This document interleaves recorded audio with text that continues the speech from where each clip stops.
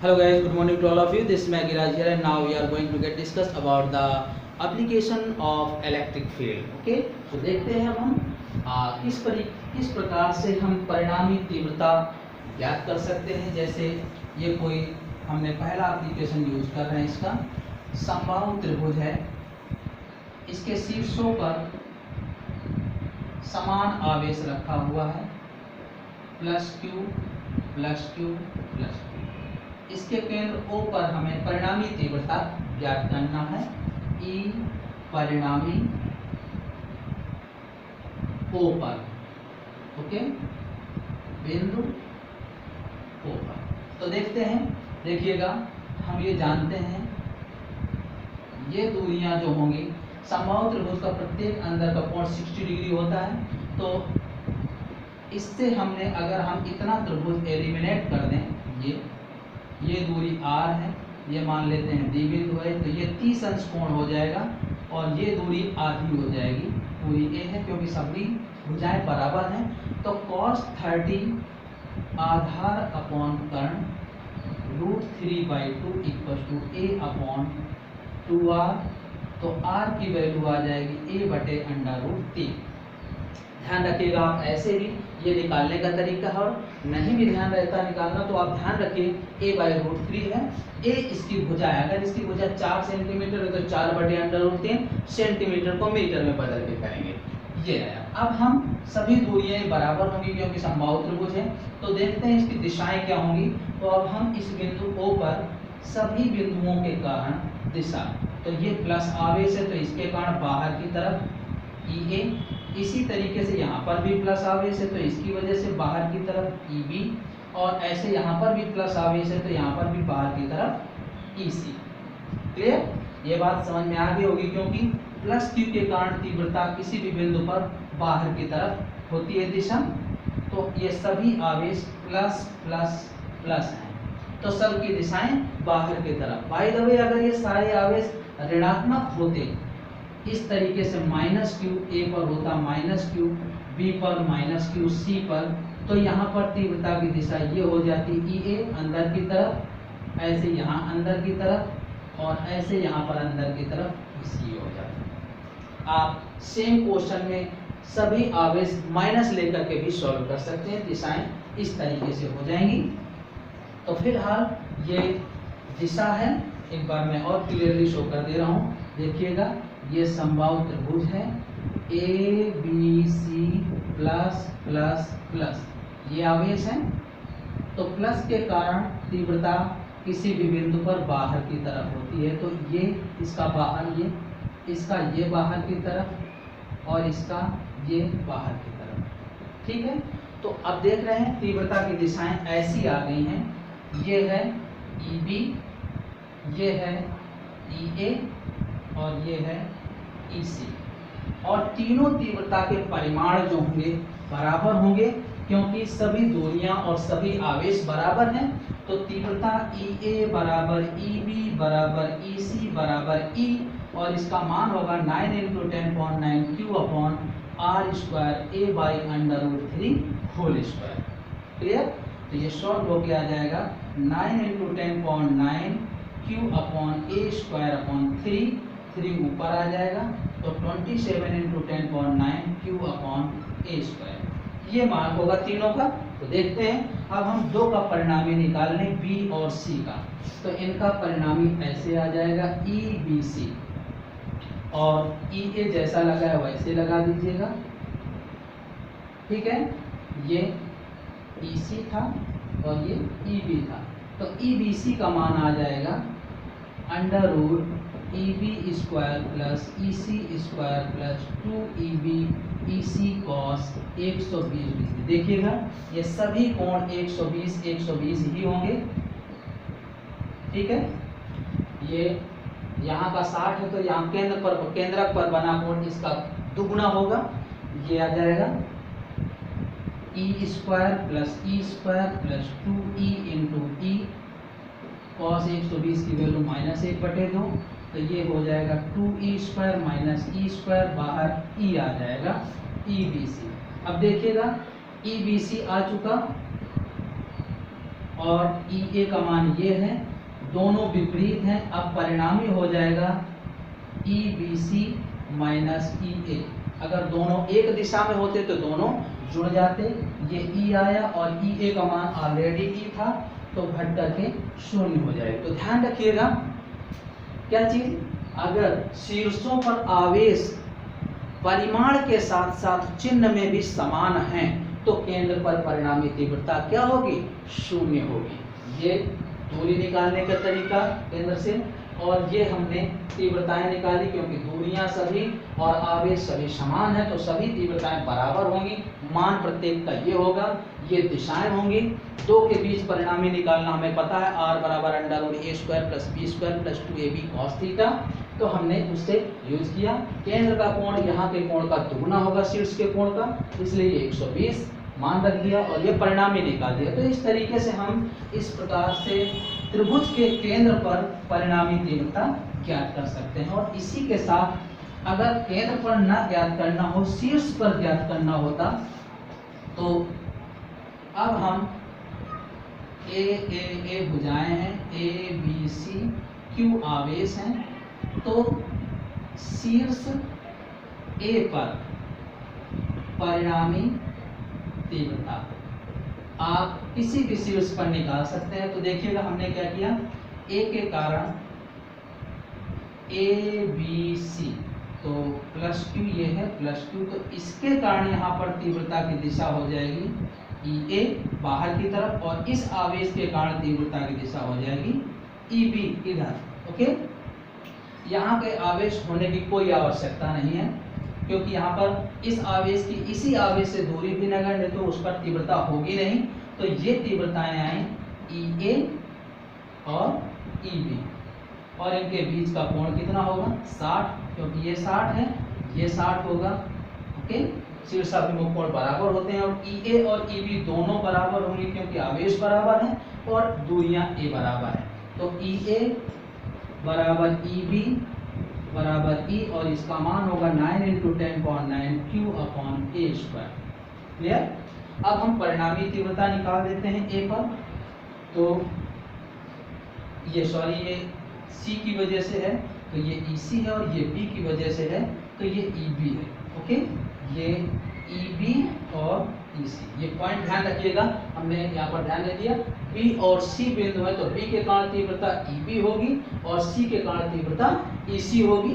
Okay, और A पर खुद के कारण जो तीव्रता है वो शून्य, और इन दोनों आवेशों के कारण तीव्रताएं B और C हैं, तो उसका परिणामी हम निकाल लेंगे। EA = under root EB square plus EC square plus 2 EB EC cos 60, तो ये आ जाएगा E square plus E square plus 2 × E cos 60 की वैल्यू प्लस का 1/2, तो ये आ जाएगा 3E स्क्वायर, और इसकी वैल्यू E अंडर रूट 3, और E का मान आपने ये निकाल लिया है, तो 9 × 10⁹ Q अपॉन ए स्क्वायर अंडर रूट 3, इतने न्यूटन प्रति कूलाम तीव्रता आ जाएगी बिंदु ए पर। तो इस प्रकार से आप परिणामी तीव्रता ज्ञात कर सकते हैं। अगर यही समबाहु त्रिभुज ना होता,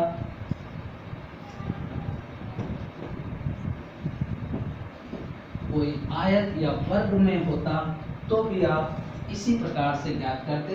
तो देखिएगा, अगर ये इस प्रकार से कोई वर्ग होता ए बी सी डी, और इसके केंद्र पर निकालना होता, मान लेते हैं ये Q Q Q और Q आवेश है, ठीक है, तो ये सभी दूरियां बराबर होती, और अब ये पाइथागोरस प्रमेय से निकालते ऐसे, ये अगर a है ये a है तो ये आ जाती a अंडर रूट 2, और ये बीच की दूरी जो r थी वो 2r = a अंडर रूट 2 है, तो r = a/√2 हो जाता है। जैसे पीछे a/√3 आया था समबाहु त्रिभुज में, यहाँ पर a/√2 हो जाएगा, और सबके कारण तीव्रताएं ज्ञात कर सकते हैं। तो देखिएगा O बिंदु पर हम प्लस के कारण तीव्रता की दिशा, तो EA इसी तरीके से इस ये होगी EB बाहर की तरफ, ये C की वजह से बाहर की तरफ, और D की वजह से बाहर की तरफ EB,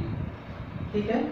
और परिणामी हो जाएगा ये ई ए माइनस ई सी, और ये हो जाएगा E B minus E D, और सभी बराबर होंगे।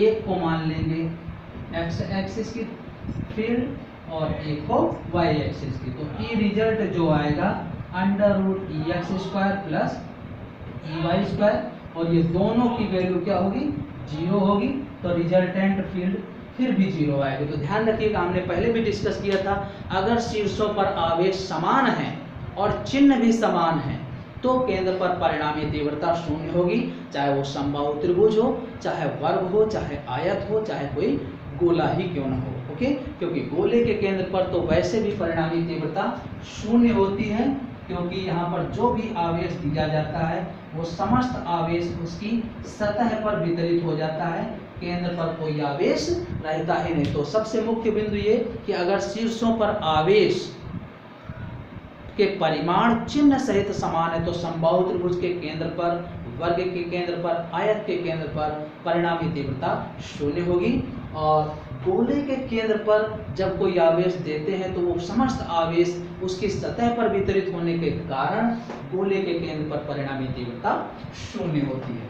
अब अगर यहाँ से हम थोड़ा सा चेंज कर दें इसी क्वेश्चंस में, अगर हम ये दो आवेशों को निगेटिव कर दें इस तरीके से, क्लियर, या एक ये आवेश कर दें और एक ये आवेश कर दें, तो देखिएगा प्लस क्यू के कारण इधर की तरफ और माइनस के कारण तीव्रता उसी की तरफ आ जाएगी। इसी तरीके से बी की वजह से तीव्रता ये बी आवेश के कारण ओ बिंदु पर अंदर की तरफ और डी के कारण बाहर की तरफ ई डी आ जाएगी। ओके, तो अब देखिएगा ये इस दिशा में ई ए प्लस ई सी हो जाएगा और इस दिशा में E B plus E D हो जाएगा।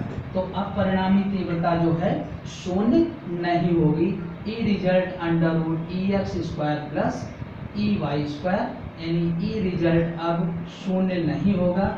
इसके मान रख करके आप सॉल्व कर सकते हैं। सभी तीव्रताओं के परिमाण जो हैं बराबर होंगे, आप निकाल सकते हैं। ई ए, ई बी, ई सी और ई डी ये सब बराबर हैं और इसका मान होगा 9 × 10.9 Q upon A by under root 2 whole square. आप सॉल्व कर सकते हैं, तो ये वैल्यू आ जाएगी 2e, ये वैल्यू भी आ जाएगी 2e, तो आप यहाँ पर रख सकते हैं अंडर रूट 2e का होल स्क्वायर प्लस 2e का whole square, 4e square 4e square 8e square, it means 2 root 2e, और e की वैल्यू आप ये निकाल चुके हैं। तो अब देखिएगा परिणामी तीव्रता क्या हुई, 0 नहीं हुई। क्यों?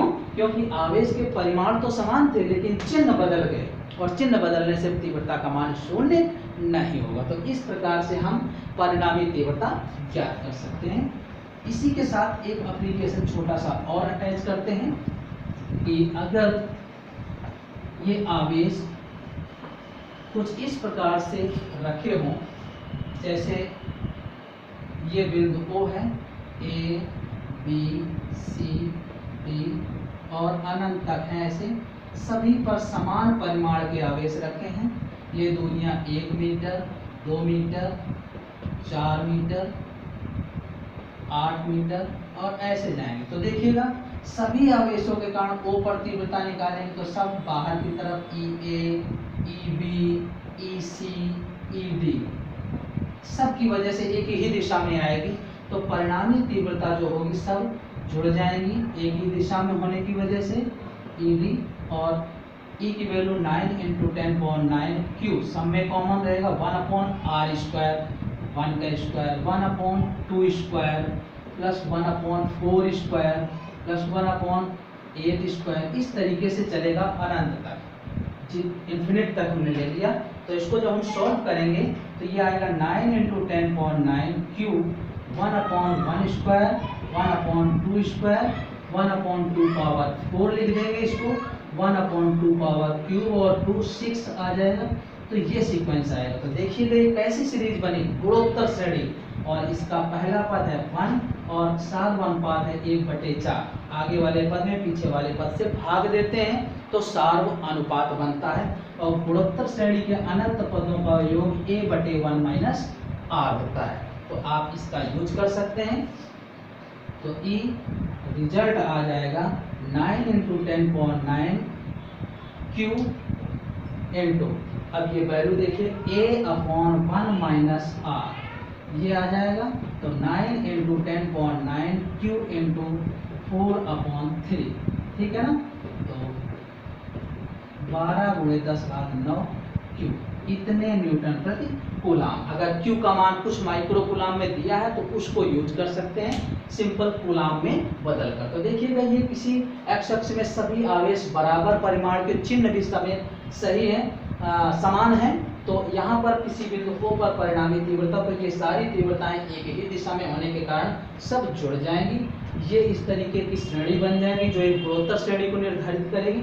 और गुणोत्तर श्रेणी का प्रथम पद यह है सार अनुपात, आगे वाले पद में पीछे वाले पद से भाग दे देंगे और अनंत पदों का योग गुणोत्तर श्रेणी का A/1 - R होता है, मान रखिए। अब देखिएगा यही श्रेणी में अगर अल्टरनेट टर्म्स निगेटिव हों तो ये इसकी वजह से बाहर की तरफ होगी, लेकिन B की वजह से तीव्रता अंदर की तरफ हो गई, C की वजह से बाहर की ओर, तो D की वजह से फिर अंदर की ओर। तो अब देखिएगा यहाँ अल्टरनेट पद निगेटिव आ जाएंगे ऐसे, यानी ये निगेटिव फिर ये निगेटिव अनंत पदों तक चलेगी। ओके, Q वैसे ही है, ये आया। तो अब यहाँ पद ऋणात्मक हो गए तो सार अनुपात भी माइनस में आ जाएगा। तो अब ये पद जब सॉल्व करेंगे तो ये आ जाएगा A/1 - R। तो यहाँ ये पद सॉल्व होकर के 5/4 हो जाएगा, तो ये आ जाएगा 5। ओके, तो अब ये वैल्यू इसकी तीव्रता की आ जाएगी